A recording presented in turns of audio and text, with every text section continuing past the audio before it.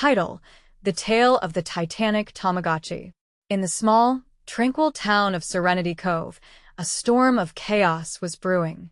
A new family had moved in, the entitled Johnsons, consisting of the egotistic Mr. and Mrs. Johnson, their two spoiled children, and a menagerie of exotic pets, including a 20-foot python named Python Pete. One sunny afternoon, while the townsfolk were basking in the warm glow of the setting sun, the Johnsons arrived at the Serenity Cove Community Center for the annual summer fair. With their pet entourage in tow, they caused quite a commotion upon entry. As the fair was in full swing, Mrs. Johnson approached the event organizers with her outrageous demand: "I want a booth for my children's rare collection of vintage Tamagotchi pets. Not just any booth, but the center one, right next to the cakewalk and bake sale." The organizers were taken aback by this unreasonable request, especially since none of the participating families had been given such an advantageous placement.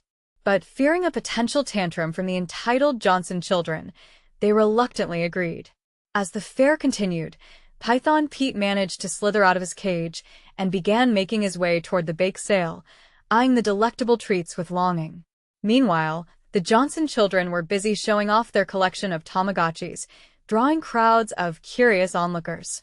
However, as Python Pete reached the bake sale, he tripped over a misplaced table leg and sent a cascade of cakes and cookies flying through the air.